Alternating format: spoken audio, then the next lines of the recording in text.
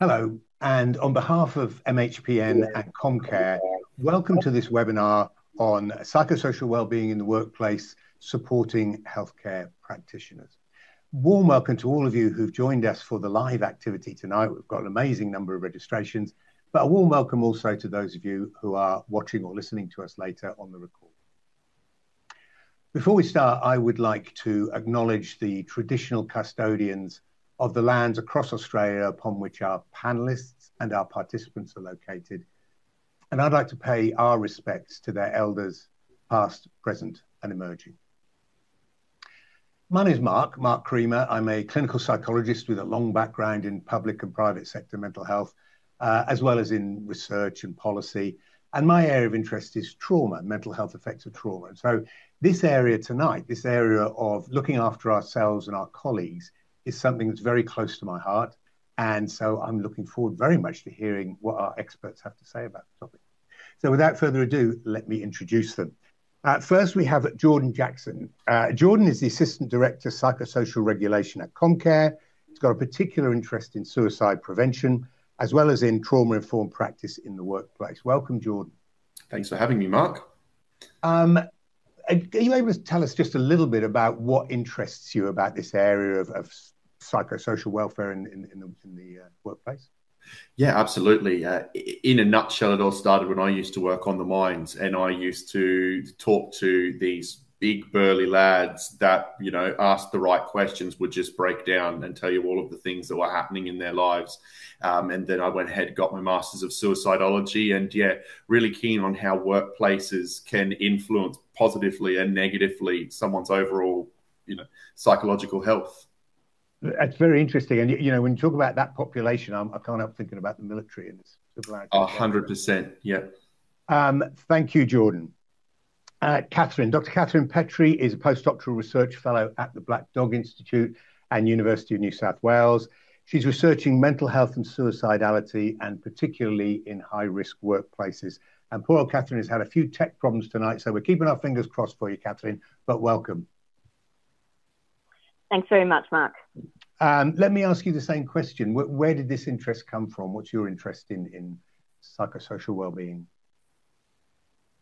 So this has been a long-standing interest for me. I've spent the last 12 years of my research career looking at the intersection and the interaction between work, mental health and suicide. And over the last 4 years, I was completing my PhD, which investigated common mental disorder and suicidality among Australian doctors. So this subject is very close to my heart.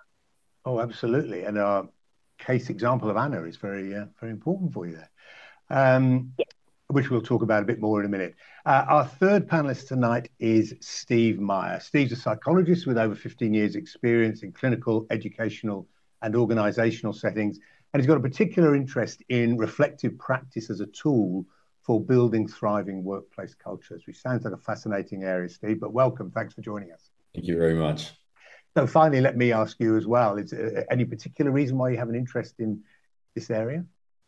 Look, I think right throughout my career and even right up to my work now, it's a tool that can transform not just the what of what we do, but the how as well. And it can generate all of these solutions to these sort of wicked problems that we face in our professions. And if it's introduced well, we can bring people on board with new ways of thinking who might not necessarily appear like they'd be up for it, but it has an incredibly protective effect for those of us who work in really impactful settings. And I think I'm a living, breathing example of reflective practice and how that can improve our health and what we deliver for our patients and clients as well. Good. And so we'll be hopefully building on that tonight as we go through the webinar. And we'll be coming back to our panel in just a minute because they are going to each give us a brief 5-minute presentation, which will kind of set the context for us as we go into the rest of the webinar. We've given them a case, which I just mentioned, actually, a case study, Anna, which you've also had the chance to read. I hope that you have, and have some thoughts about. And the idea is that the panelists can use our case study of Anna as a kind of jumping off point. The idea is not that it will constrain them or the discussion that we have tonight, but rather it's simply, it's a good kind of starting point.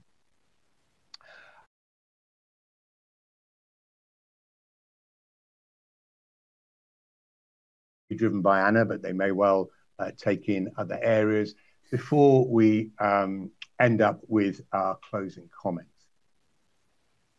In terms of what we want to achieve in this webinar, you've all seen the learning outcomes. I suppose in terms of and I think there's a slide for them coming up, but in terms of what I'm interested in, first of all, I'm interested in identifying the common factors that influence well-being in the workplace. So what are the risks? What are the factors that determine well-being in the workplace? I think the second is to recognize the impact that those factors have on us as individuals and on the workplace more broadly. And thirdly, I'd like us to understand the evidence-based interventions that can be used to help individuals and teams in terms of psychosocial well-being. Okay, so that being said, let's get on with our 5-minute presentations. And the first cab off the rank tonight is going to be Jordan. So I'm going to hand over to you, Jordan, for a 5-minute presentation. Excellent. Thank you very much. I've got $10 riding on the fact that I can make this in under 5 minutes. So let's see how I go. Okay. So I wanted to start, if we could go to that first slide, thank you, discussing basically what is a psychosocial hazard, what are the risks, and what do we mean by that? So a psychosocial hazard really is talking about anything in the workplace that could cause psychological injury, and whether that and can also include physical injury when we have a look at things like violence and aggression. We've got a heap of legislation that governs this. I work in the under the federal jurisdiction, and for the most part, I believe yourselves would be governed by whatever state or territory you're in. However, they are all very similar, except for Victoria, which operates with the same intention, just slightly different wording. So we're going to get straight into it. The code of practice here that I've got there, we talk about 17 of the common psychosocial hazards that we regulate. And when I say we regulate, that means that the employer has a positive duty to ensure the health and safety of their workers with regard to these hazards and how they might crop up and how they are controlled, identified, and eliminated if possible. So we've got the 17 there. For Anna's situation, these are the ones that I picked out reading through that scenario. I won't read you all of the words on the screen, otherwise I'm never going to make my 10 minutes. But those are the big ones that we're sort of going to look at tonight, or myself will at least. Next slide, please. What we know about psychosocial hazards is that while each of them individually is a risk and can present a risk of psychosocial harm, what we tend to find is that they will be cumulative. So me having and Anna having poor support in isolation is tricky and might present a hazard, but we tend to find that the risk increases as these things combine and build on each other. And that's where we're going to lead to the incident or the injury, with the main ones in the psychosocial space we focus on being burnout, suicidal behaviors, and that interpersonal conflict, whether that be a verbal falling out between colleagues or physical aggression as well. Next slide, please. Thank you. So the first thing that the employer needs to do, and we'll take the role of Anna's employer in this situation, is that we need to identify what the hazards are. How do we know all of these things could present harm to our workers? Consultation with staff is the big one. I probably don't need to tell the majority of you on this call as clinicians that you already know what the issues are with your work, how it functions, what you're exposed to. We want our employers to observe work and behaviours, not through the lens of KPIs and widgets, but as people. Watch your workers, talk to them, observe how they're going. What are the parts that are stressing them out? What are the parts that they're doing really well? What are the barriers to them doing their job effectively? We also want to review any other available information. Do we have patient satisfaction reports? Do we have Google reviews about our practice? Is there any other information in there that we can start to paint a little bit of a picture about how things are going? It isn't dissimilar to how we would manage physical hazards. It's actually very, very similar, but tonight we're going to focus specifically on that. Next slide, please. Some of you may or may not be familiar with the hierarchy of controls. We've got a problem and we need to control it. We've got a hazard that leads to a risk. We need to control it. Our regulations are really specific in how we do that. We need to start right at the tippy top and work our way all the way down. I'm sure that you know yourselves, if you had a massive issue within hospitals and healthcare systems of disease and your only control measure was to say to the clinicians, here, wear PPE, that's not going to cut the mustard. We want to have a look at ways of eliminating. Can we eliminate patients? Probably not. But there may be ways that we can eliminate their aggression by reducing wait times, doing that kind of thing. Substitution. Is there an option for telehealth? Engineering the controls out. Is there a way that we can change the layout of the waiting room to make it a lot more hospitable for people so that that violence and aggression doesn't peak while they're waiting for their appointments? We use a lot of administration in psychosocial settings. It is good and it is what's most common, but that doesn't mean it's what we want to rely on. But when I say administration, can we change wait times? Can we reduce the number of appointments people have to do within the day? Can we factor in team meetings? And then, of course, our PPE. And when I say PPE in the psychosocial setting, we sort of want to look at what are those factors of personal control that people that you can give to people. Can we train resilience? Can we train mindfulness? I'm not a huge fan of those personally, because organizations sometimes tend to say, this is what we are doing. And as I just mentioned, if you've got a massive disease outbreak and what you are doing is handing out rubber gloves, it's just not going to cut the mustard. Next slide, please.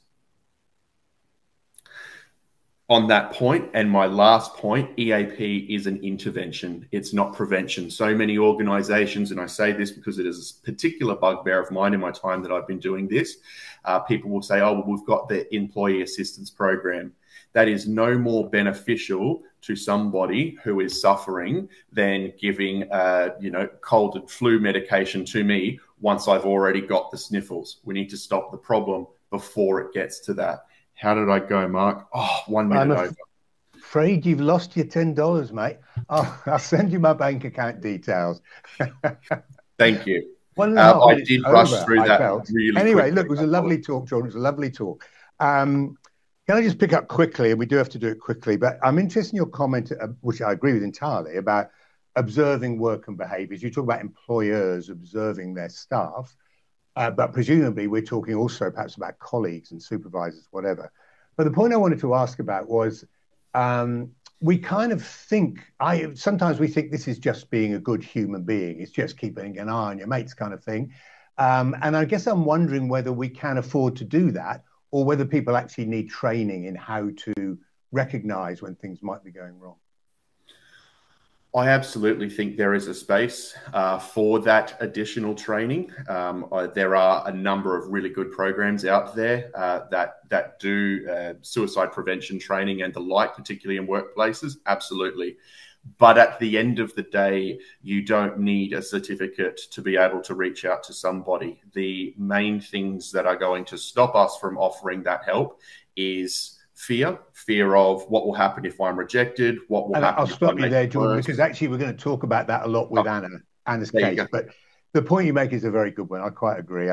And it's, it is common sense, but unfortunately common sense is not that common, Thank you very much, Jordan. Okay, Catherine, your opportunity to show Jordan up and get yours in within 5 minutes. Over to you. Thanks very much.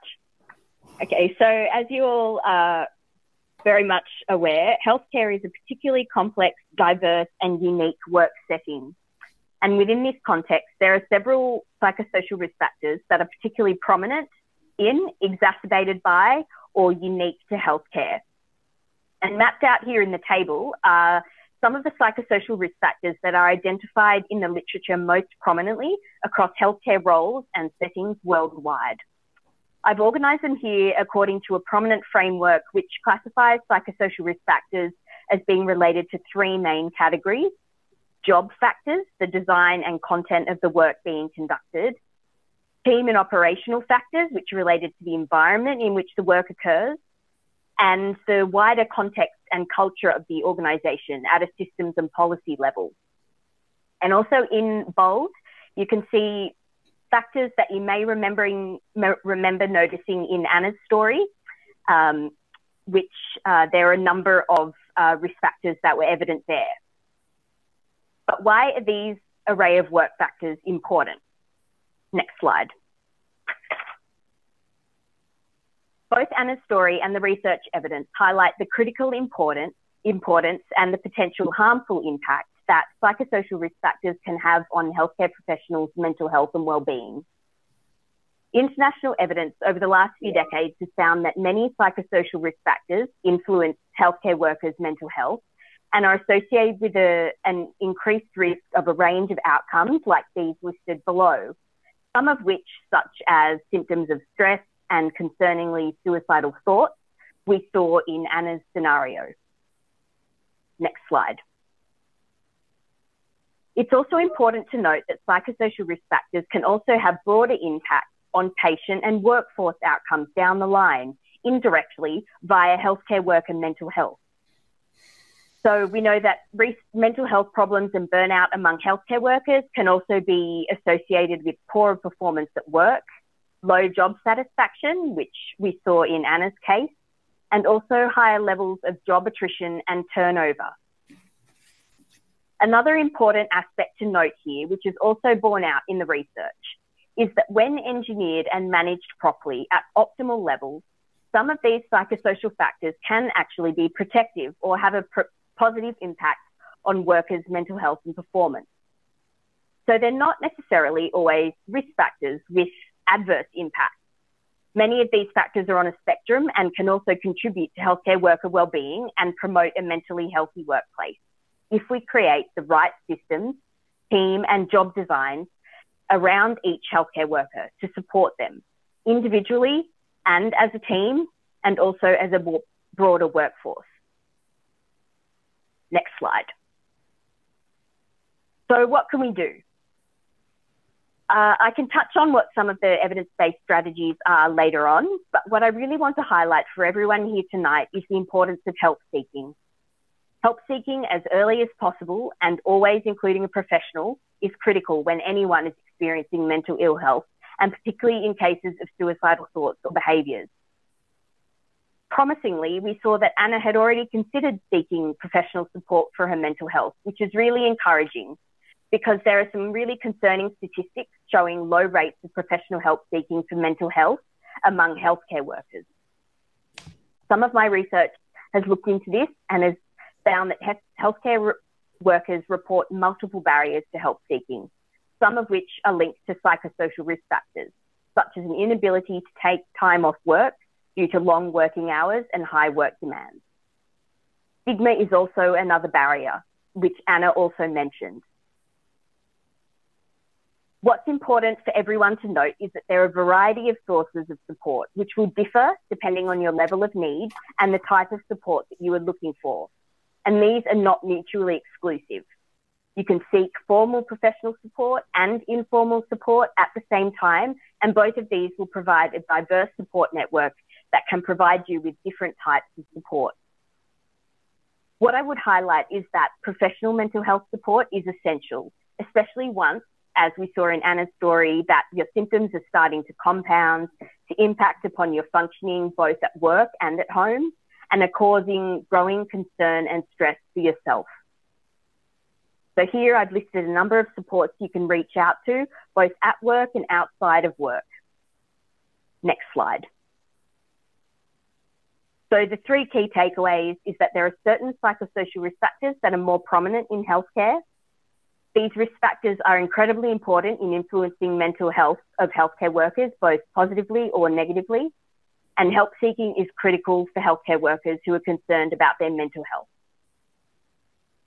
Thank you very much. How'd I go with time, Mark? Well, I was going to say fantastic content first. I did want to say that first. And you ran over by 15 seconds, which, let's face it, is not bad. I reckon if everyone can do that, we're going to do well tonight. Look, that was great. That was great. I just wonder if we could talk very briefly, and it's potentially a massive area, but it's a really important area, about what the evidence says in terms of suicide among healthcare workers in Australia. So just briefly, is there a response to that? Sure. Look, suicide's a massive concern in many high risk workforces, such as defence and also emergency workers, as well as healthcare professionals. We know that healthcare professionals in Australia, one of the studies I recently did looked at coronial data of suicide mortality over the last almost 20 years, and found that overall healthcare professionals were at greater risk of suicide compared to other occupations, as were nurses and midwives, and also found that suicide rates among female doctors had increased significantly over the last 18 years, which is a really concerning finding. That is very concerning, isn't it? Hugely concerning. Okay.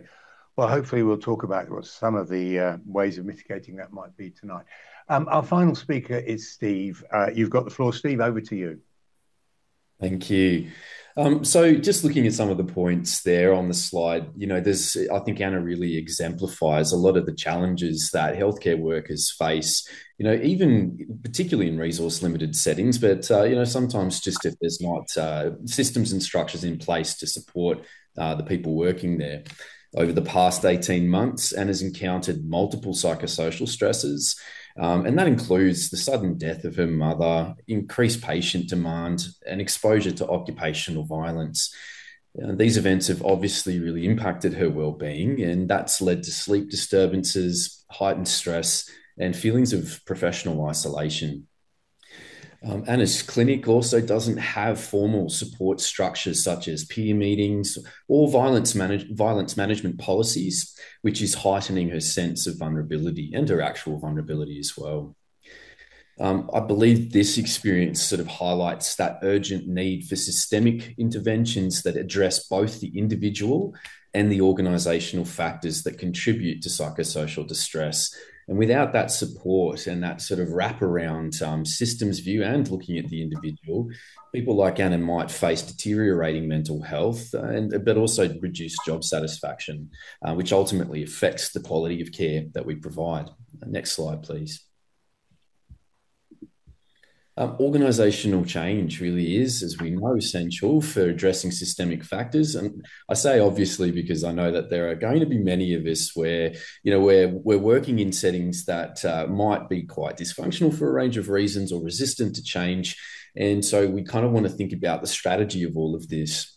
Effective support really needs to include those regular team meetings, check-ins, reflective practice, of course, that time to come up for air, to look at what we're doing, to celebrate the wins, and to also be curious about what we can refine. But also our manageable workloads, opportunities for professional development and leadership at all levels, really taking that obvious demonstration of supportive behaviours and prioritising staff wellbeing. We can see in Anna's case, without those supports, that she felt undervalued and isolated. And by implementing these organisational changes that promote communication, support and growth, healthcare practices in a whole range of settings can create environments where professionals feel empowered and valued. And these changes don't only improve individual well-being and keep us in the work in a sustainable way, but it also means we have better client outcomes and better team cohesion and culture. A sustainable level of practice requires a real commitment at all levels to that continuous improvement and a culture that recognises the importance of mental health. Individually, Anna might start with altering the way she performs her usual work tasks to make her own work demands a bit more tolerable and sustainable. That could be pacing the day, organising how we see clients and patients, but also smart work design, looking at the bigger picture of even how we do the work, not just what it is that we're doing. And this is an evidence-based approach to really boost positive impacts on individual well-being, teams, and organisational productivity. So we talked a little bit about job crafting there, where we're looking at altering those aspects. But again, something like the smart design model looks at stimulating mastery, agency, relational, and tolerable demands. Plenty of information out there, and would definitely recommend having a look in. Next slide, please. Creating change in organizations, as we said, can be challenging. And there's often professional narratives in healthcare that emphasize individual resilience and self-reliance, which can discourage us from then seeking help when we notice that we're impacted by the work, and that perpetuates psychosocial risks, especially when much of the work that many of us do is inherently about psychosocial hazards, being exposed to all of these stories, the content, and people's experiences that, again, often involve heightened distress. So we want to reframe those professional narratives to highlight collective responsibility, but also, where we need to, talking about our legislative obligation to manage and address, as Jordan was talking about, psychosocial hazards. It's not just a nice to have. The landscape has changed in terms of our obligations and expectations. So the other thing is, I suppose, just to encourage everyone to take that approach where we can draw on, including Catherine's research, and create the business case for that change if needs be. As we said, we've got to create a strategy that works. But for Anna's case, she might set lines in the sand as well about when she'd know potentially to recreate her circumstances in some way, including looking at alternative employment or creating a transition plan for something that's going to be more sustainable. But I think the thing that we can emphasize here is that we have skill sets that are applicable to so many things. So I guess we're saying that in some level, we need to step back and look at our relationship to the work and remember that we are not our job. And I think that's a really critical aspect of reflective practice, but also maintaining our own mental health and well-being. Last slide, please. The key takeaways again, psychosocial safety is a fundamental component of sustainable healthcare practice. Not a nice to have, but it's actually an obligation. Reflective practice and organisational level support are key strategies for promoting mental health and resilience among practitioners. And Anna's case really illustrates the real world impact of psychosocial hazards and the urgent need for that systemic change. So I'm going to leave it there actually. And I'm open to any questions or... Perfect. Thank you very much, Steve. Thank you very much. Content brilliant and not quite as bad as Jordan in terms of recovery time. Worse than Catherine, but not quite as bad as Jordan. No, some great stuff there. So just very quickly, how do you think that the health sector should be leading the way in this kind of stuff? How do you think we do in terms of good psychosocial practice in the workplace? Look, I can only talk to my experience of it. And I think a lot of what I've seen is that we don't necessarily get taught to identify which features of our job are a psychosocial hazard when it's just inherent to what we do. So I think we then have such a high threshold for a lot of behaviours that then affects the way that we develop policies, or not at all. We tend to approach things from a really individual manner and don't get that time out where we've got business models sometimes, in whether it's a clinic or other aspects or service contexts, that make us go back to back. So I think we need the opportunity, and when we get it, we make the most of it. But it's about how we can introduce narratives to places that might not be quite ready to go there straight away. All right, thanks. And we will come back to a fair bit of that stuff, I think, in questions. So let's go there. It's time to open up the discussion now for some broader reflections and questions and so on. Many of you have already submitted questions when you registered for the webinar. You can also submit questions tonight by clicking the three dots in the bottom right-hand corner of your video panel and click on Ask a Question. And I'll be monitoring those questions throughout the course of the discussion. While you're thinking about that, and perhaps while you're submitting questions, I'd like to welcome some thoughts from a former panelist and a friend of MHPN, Associate Professor Antonio Didio. So over to you, Antonio. My name's Antonio Didio, and I'm the Director of the Professional Services Review here in Canberra, as well as a practicing GP for the last 100-odd years. Thank you so much for having me here, and hi, Mark, and thank you for a fantastic and enjoyable session so far. Also, allow me to pay my respects to the Ngunnawal and Ngambri people here in Canberra. I hope you've all enjoyed looking at the case study of Anna and her working in her small clinic with GPs and other allied practitioners. And I hope very much that some of this material is at least familiar or starting to make a coherent pattern. Anna means a lot to me because I've been Anna many times, and so have been a number of my dear friends and colleagues. The question that I'd really like people to think about is, what would you do? What question would you ask? How would you respond to being Anna's work colleague? Whether you are reporting to her, her colleague, her boss, what kind of conversation would you have with her? How would you raise it? How would you enter the space to make it safe to have those conversations with her? What would you ask? What tone would you use? What follow-up would you have? If you said something along the lines of, hey, I noticed that you haven't been yourself lately, just checking you're okay, and if you ever needed somebody to talk to, what response do you think that you would get? And if it was a hostile and negative response, brushing off, saying, I'm fine, at which point, at what time would you like to ask the question or a similar one again? Anna is in a vulnerable place. Anna could quite easily become very depressed and unwell if she doesn't get the kind of understanding and support that she needs. How do we prevent that?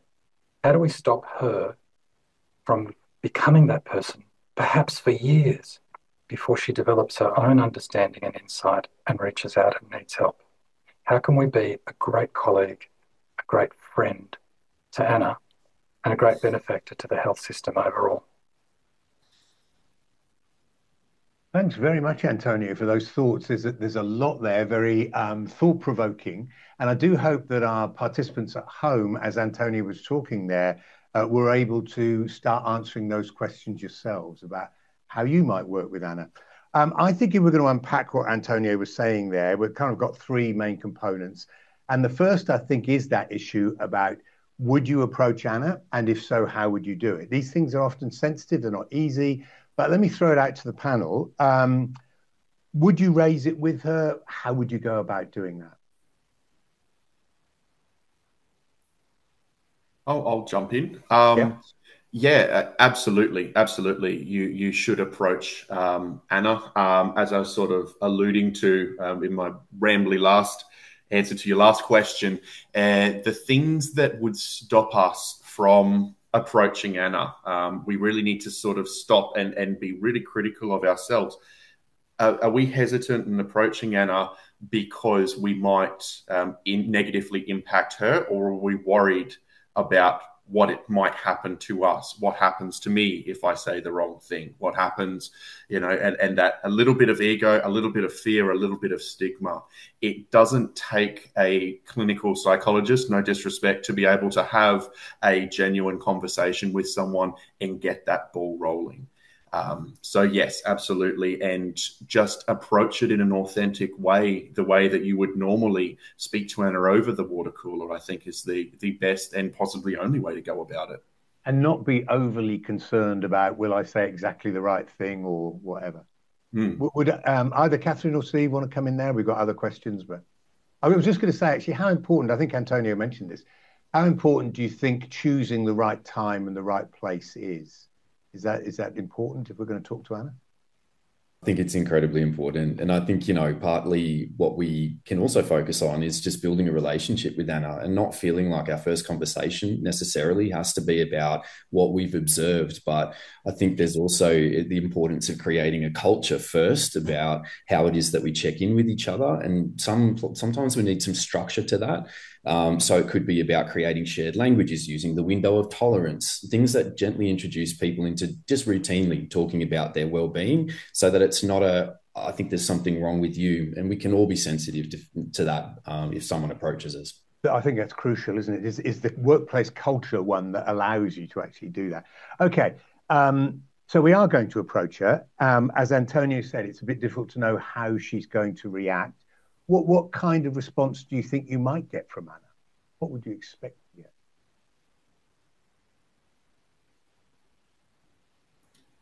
I might jump in if that's okay. I think Please do. Yeah, we can expect all sorts of different reactions, and that really depends, I suppose, on also how well we might know Anna, whether we've had a chance to build a relationship with her and have some context for why it is that we might be approaching. But, if there is a hostile response, I think what we can just reassure the person of is that's okay, I'm here. If you ever need to chat, this is just, I think, important for us to all do. And again, reminding that person that you're talking to, or Anna in this case, that this is just normal. This is what we do. It's, again, it's not sort of zooming in on an individual. And then I think in terms of scheduling a follow-up, or kind of coming back to that, we might even just ask Anna, look, is it okay if I just check in a couple of days? I just want to make sure that, nothing's changed, or that if there is anything that you wanted to ask, we can do that. But it's reading. Which kind of leads us on to the next part, I think, of what Antonia was saying, which is how do we stop her sliding down? How do we stop her deteriorating and so on? What kind of follow-up? But, I take your point, Steve, there, that getting permission to follow up, getting permission to say, is it okay if I check in on how you're going in a couple of days or whatever, it's probably important. And anybody else want to add anything there about how we might prevent Anna going down? Speaking from my space in the work health and safety thing, I think it's important that we look at these systems and we challenge business as usual. If you've had these conversations with Anna and she tells you that she's struggling with those different work factors that the panel's identified today, you should have enough confidence and capacity and know that the legislation is backing you up to be able to go to your boss and say, the conditions here are having a really negative impact. We actually need you to do that. You can do that respectfully. It doesn't need to be a forceful, you will fix this, but we certainly need to, us as colleagues, particularly given in Anna's situation, would probably only have so much scope to be able to, in inverted commas, do something about it. That onus does fall to the employer. So to pick up on those things and be able to push them back uphill where they belong, I think it's a difficult conversation to have, but a crucial one. The onus is on the employer, certainly, but the onus is also on the individual, isn't it? And to take some responsibility themselves. This is a discussion that I could go on all night about. But it's a good question from Pat, actually, who says, what about clinical supervision? Does that help self-awareness, really, is what she's saying? And I think, is it something that we should be looking at in supervision? I think it is, really, isn't it? That is part of supervision, really. Yeah. Okay. Let's go beyond Anna's case and move on to your questions. We had lots of questions live tonight, and I can see them still coming in. Also, lots in the registration. We'll do our very best to answer as many as we can, but we have to be realistic. We're not going to get through all of them. So if we don't get to your particular issue, please accept our apologies. I'm going to try and structure the questions a little bit like we talked about before. So we'll look at risk factors and so on. We'll look at impacts, and we'll look at interventions. So let's kick it off. I think in terms of the risk factors, our panelists did a great job of running through the kind of standard risk factors around things like overwork, job demands, lack of resources, lack of control, job ambiguity. And I guess, these are kinds of things that actually, they're factors in any work environment, aren't they? They're not unique to healthcare systems. Anything you would add to the lists that you have already put up, or anything we need to consider, perhaps, especially in healthcare environments? I'll jump in there. There are a number of risk factors that are particularly prominent within a number of healthcare professions and roles. Some of those are linked to both the system and the way that the healthcare system is set up, but it's also so we've got things like long working hours, high job demands, which can push into excessive working hours, excessive working demands. A number of reports also identify exposure to trauma, both as a witness but also, as Jordan had mentioned earlier, being the subject of aggression that can come from carers, patients. So they're some of the main risk factors that are particularly prominent within the healthcare sector. Yeah, and I want to come back to that if we get time, Catherine, to talk about those high risk occupations. But come to you, Steve, because we've got a good question here, which is kind of on what Catherine was saying and also what you mentioned earlier. This is from Julie in New South Wales, and she says, how can workplaces move beyond wellbeing initiatives to address the deeper systemic factors that compromise psychological safety? And as you're saying, if you've got this unrealistic workload, you've got all these other, whatever it is, you can do all the wellbeing initiatives in the world and you're still going to be struggling. Do you want to add anything to that, Steve?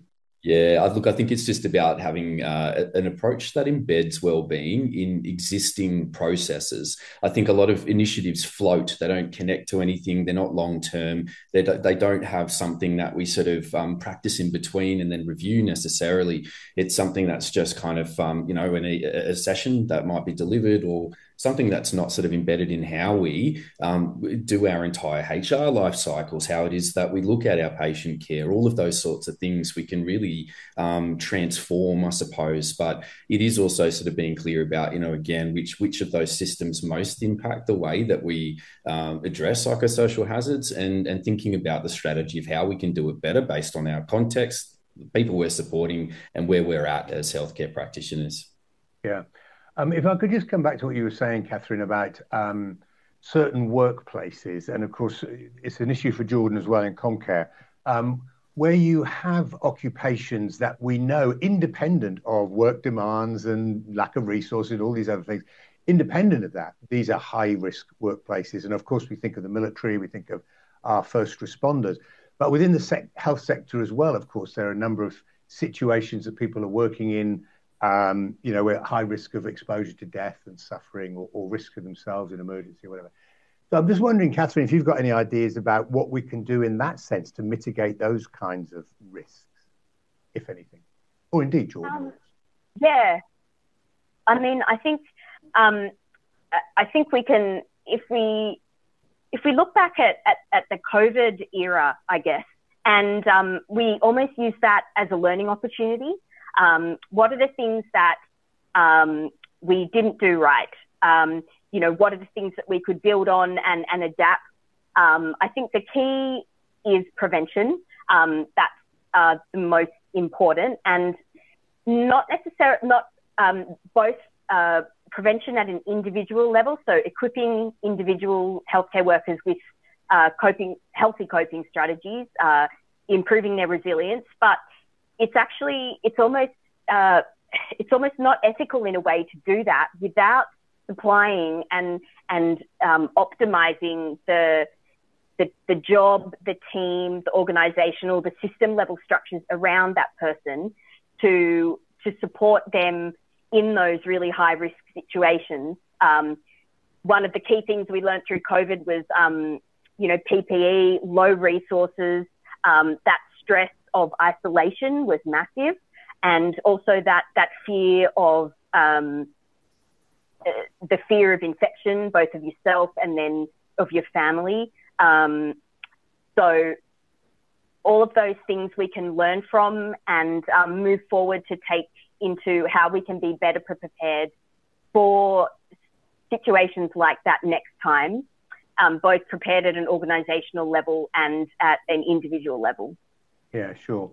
I was going to say something, then I lost it. I know what I was going to say. That I do think, and there'll be a lot of people out there who'll disagree with me, but I actually think that some of our high-risk professions, like the military and our first responders, the organisations are doing their very best to try and improve psychosocial support for their workers. As I kind of alluded to Steve, or he responded, that I'm not quite so convinced about the healthcare sector per se, whether we're doing quite so well there. And perhaps, Jordan, if I can ask you, we've got a question from Russell, which is asking about how realistic, well, I put the word realistic, for individual workers to engage with management and the organisation about ongoing risk factors that are impacting their well-being. Is it reasonable to expect workers to be able to engage management in that? Absolutely. Absolutely, it's reasonable.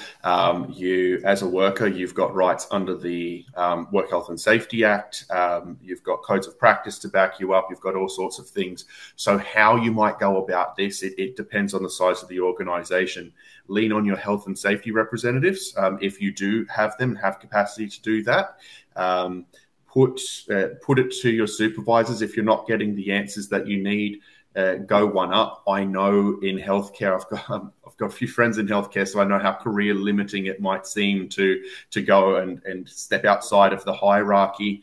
One of the other things that you can do, if you are really concerned, or work health and safety regulators such as myself and WorkSafe WA, Safe Work Queensland, we wouldn't necessarily get involved in individual grievances, but as you said, if the risk factors are ongoing and they're impacting your work and your colleagues, there are channels that you can use to go directly to the regulator and say, this isn't right. We are at severe risk of psychosocial harm. We need something to happen. I can't promise that it will, but that way those things can get escalated and somebody external may be able to stick their head in and say, hey, you need to fix this. However well we do, we're not going to solve all the problems in a particular workplace. And we got a question from Tony in Queensland who says, how do we manage when the person has to stay in a workplace that has caused them harm? And I suppose, our advice might be, well, get out, it's a toxic environment, get out of it. But it's not always that easy. So how do we manage when the person effectively has to stay there? If I could jump in there, because that's absolutely been me, and I've also, absolutely been in Anna's shoes in many environments. But, I think we have to make a transition plan. Sometimes it's not always about jumping straight out of where we are to something else. In my circumstances, I had to kind of plan out next steps to actually diversify what I was doing. So in my case, I did training and used just where I was at as a temporary thing and was able to look at drawing a line in the sand about, okay, I've got an out. It doesn't have to happen straight away. And again, I think it's just about really needing to remind ourselves about where those lines in the sand are and when we be prepared for that change. But again, it takes planning.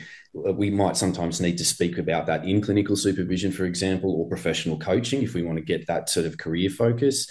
But again, think about transitions because we have, and you have, an incredible skill set to offer.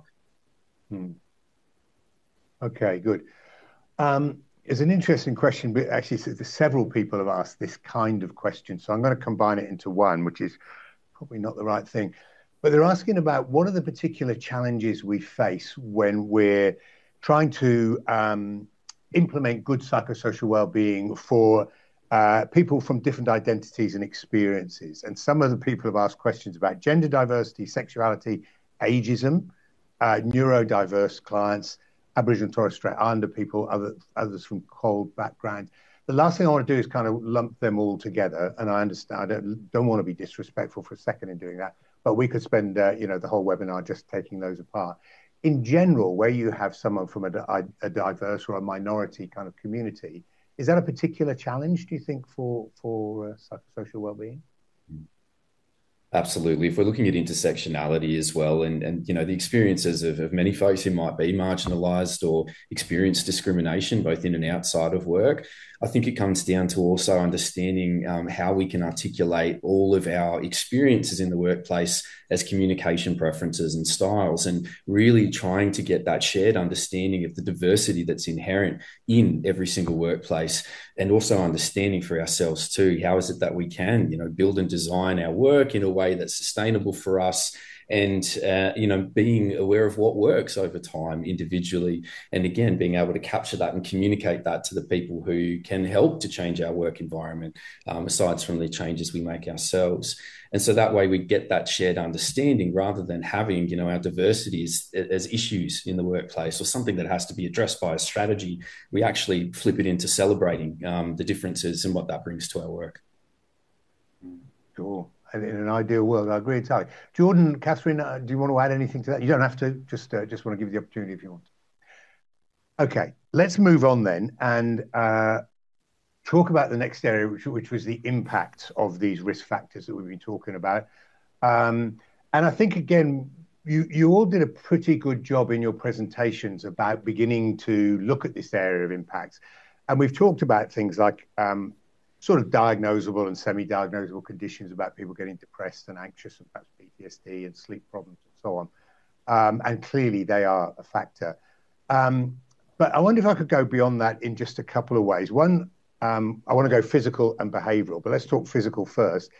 Do we expect these things to influence people's physical health and well-being? It's a no-brainer, isn't it? But anyway, who wants to take it, really? Catherine, you were nodding there. Do you want to say anything about that? Yeah, it isn't.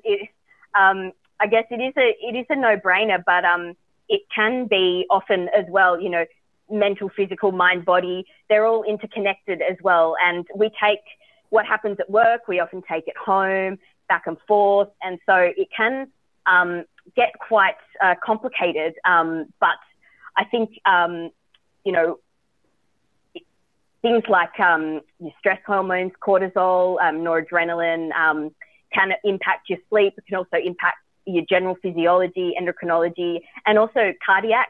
We know that there's been a lot of research into shift work and impact of that on cardiovascular health and adverse outcomes in that sense. And also things like the indirect impacts on your physical health. So if you're exhausted emotionally at work and you're working incredibly long hours, then you're not likely to have that energy to take yourself out for a quick walk around the block, even just to disconnect yourself, or more structured things like going to the gym or playing a team sport.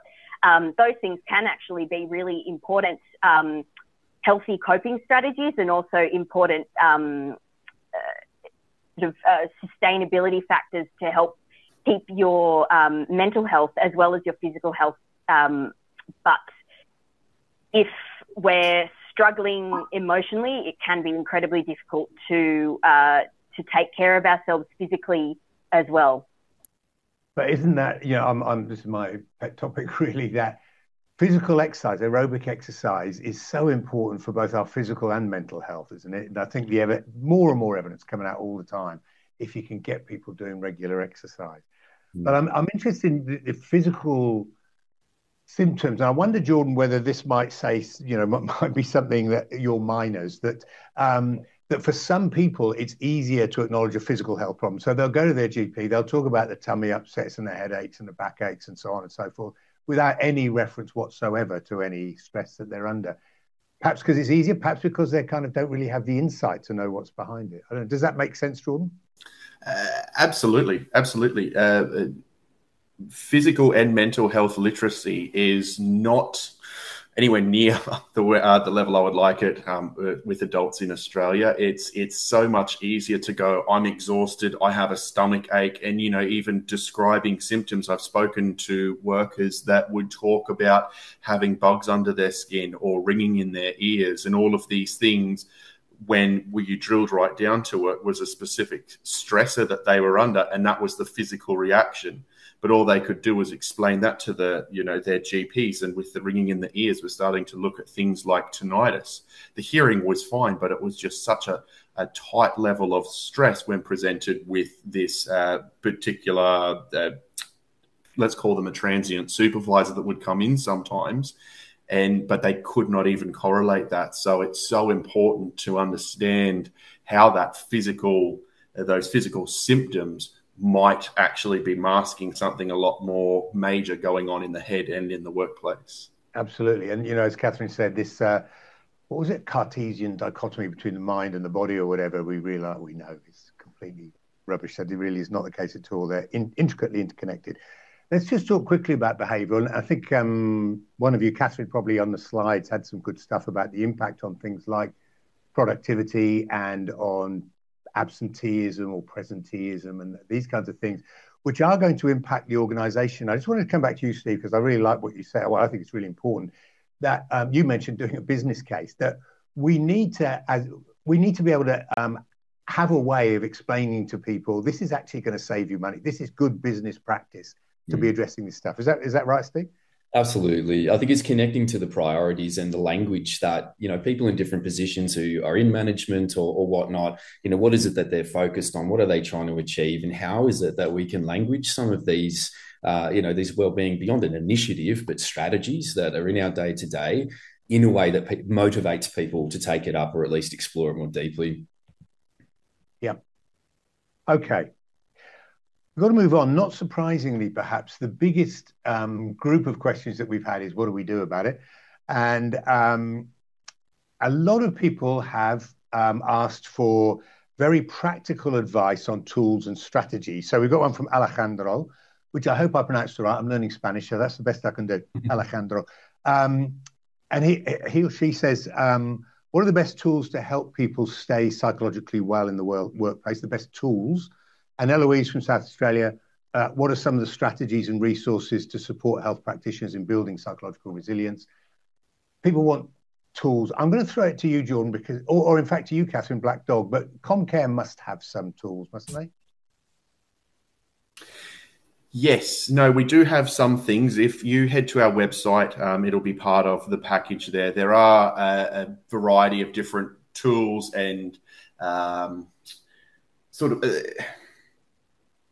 can't even think of the right words I'm looking for because you've got tools stuck in my head now, Mark. But there is a variety of things that people could do from all walks of life to boost not only their mental health broadly, but also mitigate some of the things that might be going wrong in the workplace. The only caveat I'll put on that, and I sort of said it earlier, and it's the hill that I will die on as being the regulator.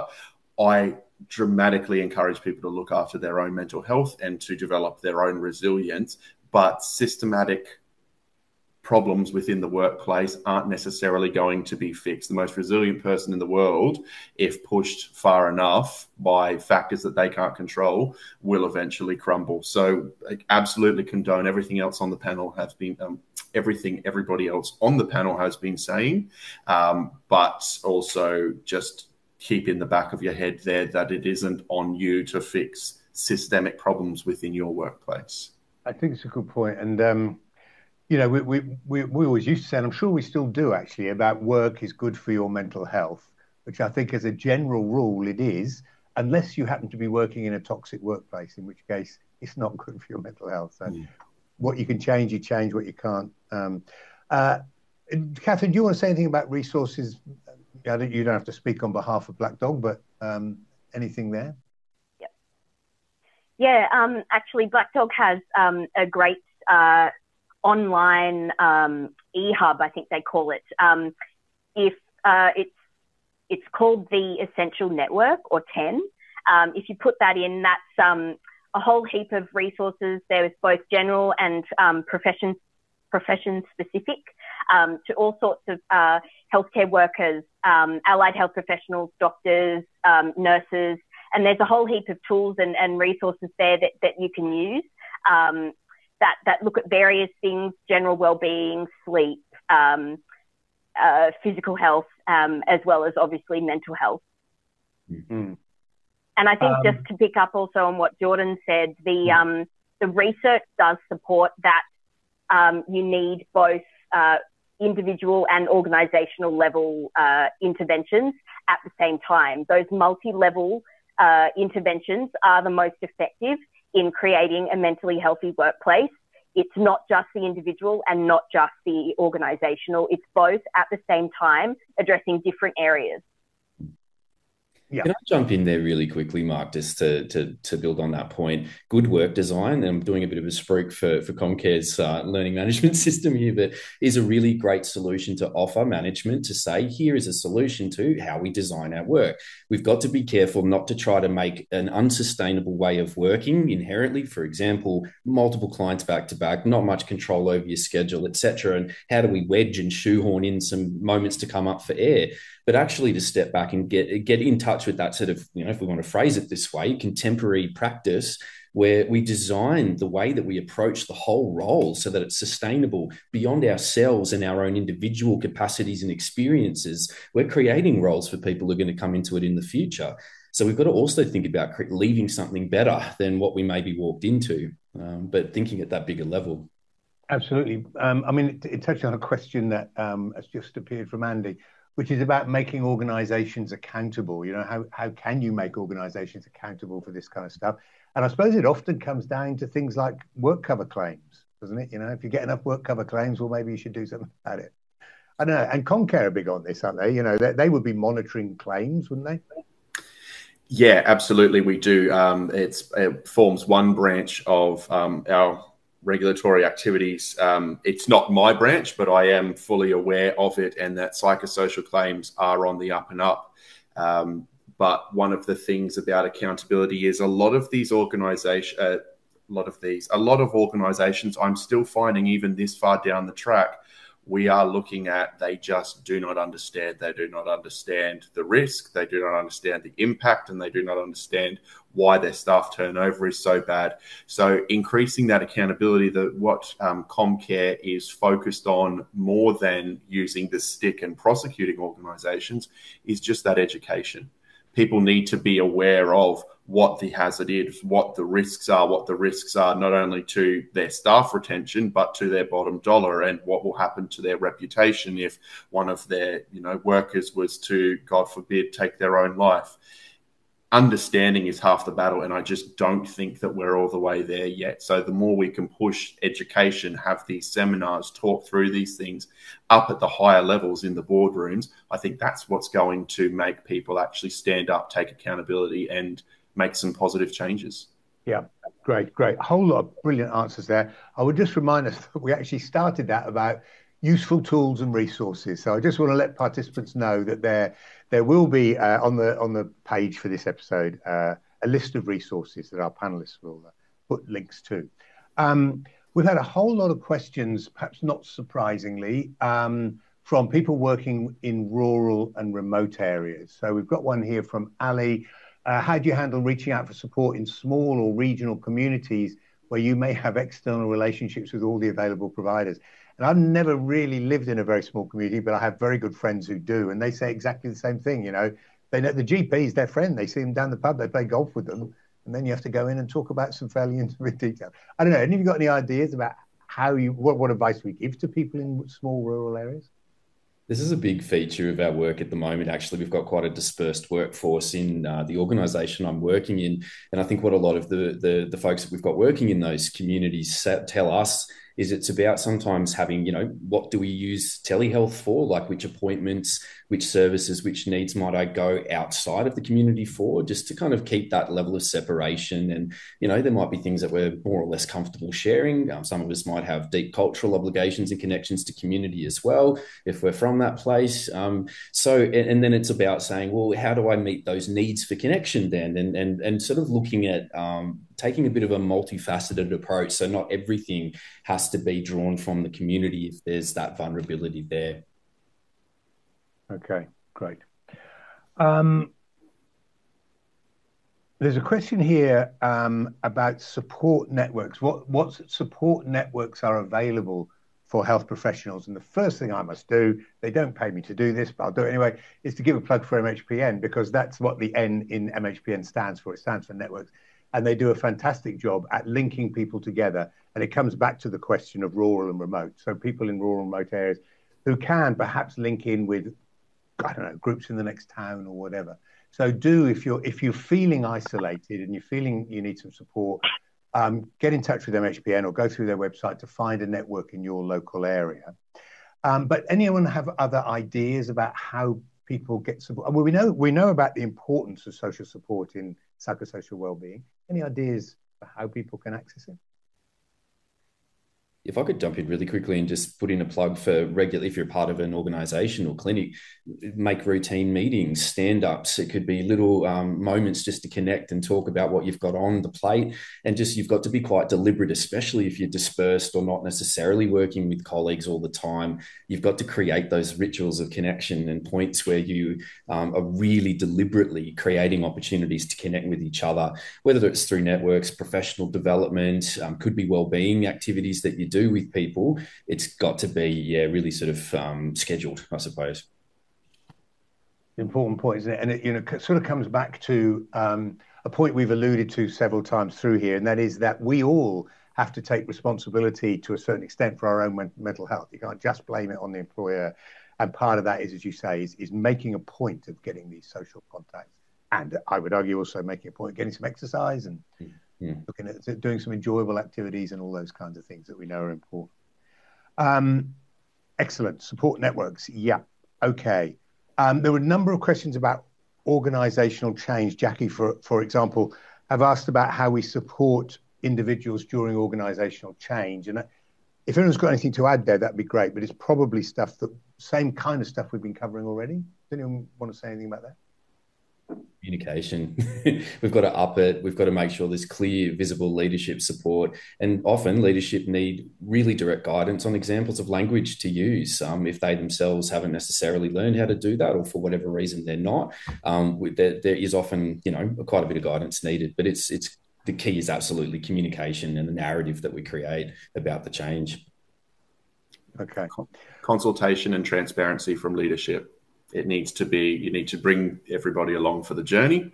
Otherwise, it's just going to create distress and uncertainty. So consultation, transparency, this is what we're doing. This is how we're doing it. What do you think? Even if you don't, necessarily accept or act on your workers' feedback, it's important to be inclusive in that process. Yeah, absolutely. And of course, a lot of organizations are going through a lot of change, I suppose, over the last recent times. Okay. We have had a lot of questions related to how those of us who are clinicians should work with individuals who are experiencing, health workers who are experiencing stress. It's a very, very important area, but I feel it's probably beyond the scope of this webinar where we're talking about creating psychologically healthy workplaces per se. But if it is an area you want to come back to, by all means, stick it on the feedback form and see if you can get MHPN or Comcare to run another one specifically on clinically working with this population. But I'm going to leave you with a final question before we move on, sort of tie things back together. I don't know who it's from, actually, but it is an important one. And it says, given the manpower constraint, I would say person power in this day and age, but anyway, given the person power constraints at most workplaces, how can we protect our own mental health and well-being without compromising the service being delivered to our clients and consumers and so on? And that is obviously a delicate balance that I guess we have to draw all the time. Do you want to comment on that? Not really. Okay. Sorry, I keep jumping in. I feel like you do it. Sorry, just to kick it up. I think it really the key is that reflective practice piece. How is it that we actually make time, structured time, to pause and think about our work? And that is essential to actually creating and sustaining positive patient outcomes. But as we know, for many of us, even that our professional ethical codes state that it is unethical to just continue to work without ever examining the way in which we're approaching our practice. So that just the simple act of social connection, pausing, integrating our thoughts, being curious about our experience sustains us, helps us to metabolize our experience as clinicians and generate new ways to approach the work, whether it's, how we understand it and connect to it, the meaning we give to it, so that it is more sustainable and effective, both for us and for our patients and clients. I'm not a psych mark, so I'm sure that you smart people have a word for this, but particularly in the suicide prevention space, I've noticed an absolute trend of people barreling towards burnout because my problems aren't as big as the consumers I'm trying to help. And so we just push that down because the next person's got way bigger problems than I. And so I will put to you, how good are you to anybody if you hit burnout and you are laid out on the couch for 3 months, barely able to move, and all of your patients and your clients aren't able to help? So it is a absolute conundrum, but it falls right back on that. You are no good to anybody if you can't be good to yourself. That's such an important point, isn't it? Your first responsibility is to look after yourself. Only then can you really look after other people. So yeah, absolutely. I think we can't say that often enough. I've got to finish, but there's just, it was finished with EAP. I think it was Jordan. So I have mixed views about EAP, but there is a question here from Andy asking really about whether they can take a more proactive role in the organization. We don't just use them to refer someone when the wheels are falling off, but we bring them in perhaps and we get them to do education sessions and whatever. Is that a reasonable model, do you think? Worth thinking about? Absolutely. And one of the things that EAP services can provide, and I have checked the legality of this, is generalized feedback. The numbers of people that are engaging with your service, to what degree they are. Is it a one and done phone call, or do they need continued sessions? What are the major areas of concern for the people in your organization that are doing this? And it's actually, so in this field, it can be quite difficult to get quantifiable data. And there's a really nice source of quantifiable data that EAPs can provide back to the person, to the organization. And it often isn't done because organizations don't understand this and they're worried about confidentiality and those kinds of things. That de-identified data is sitting there right for the picking, and should absolutely be taken advantage of. Okay, thank you very much to all of you. There's some fantastic stuff there. We could go on easily for another hour, and I do apologise to participants who haven't had their question directly answered, but I do think we've covered a lot of ground, so hopefully you won't be too disappointed. But it is unfortunately time to wind up now.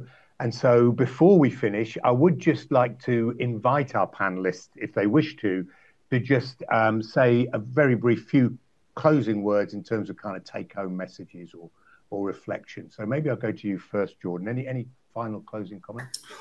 Oh, final comments.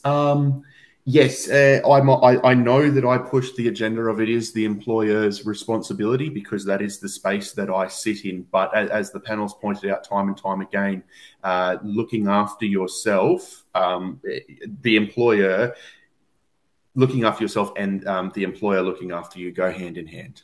That you cannot sit and be completely angry at the employer without doing some proactive work yourself. I think it's critical. Great. Thanks, Jordan. Thanks. Catherine, any quick take-home messages?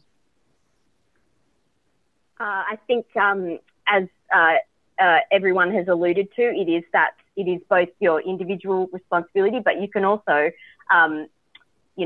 prompt that collective and organizational responsibility as well to ensure that you have a support network and also the optimized job design around you. Great. Thanks, Catherine. And Steve, any final comments?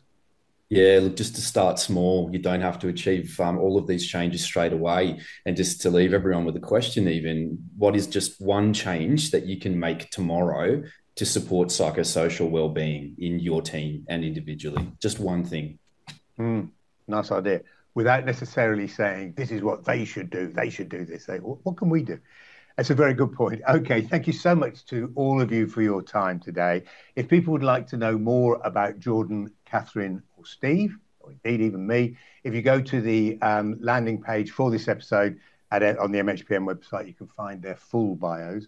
And also on the landing page, you'll find the resources that we mentioned earlier. You'll find links to various kinds of resources. And you'll also find a very short feedback survey. And I really would encourage you to fill it in. Just let us know what you thought about tonight's webinar and also any other ideas you'd like to get MHPN to do. But for now, I think that's it. Thank you very much again to my panel. Thanks very much, Jordan. My pleasure, Mark. I'll email you that $10. Thank you. I'll hold you to it. Catherine, yes, thank you very much to you, Catherine. Thanks so much, Mark. Thanks, everyone else. Thanks. And finally to Steve. Thank you very much, Steve. Thanks for having me. I'm afraid if Jordan owes 10, then you're up for at least 8. No, you all came in pretty close to time. So thank you so much to all of you. Also, thank you very much to all of you, our webinar participants, for joining us tonight. I hope you enjoyed it. I hope you found it valuable and enjoyed it as much as we have. Please keep an eye on the MHPN website for future webinars and podcasts and various other offerings. But in the meantime, thanks very much again to everybody, and it's bye for now. Bye.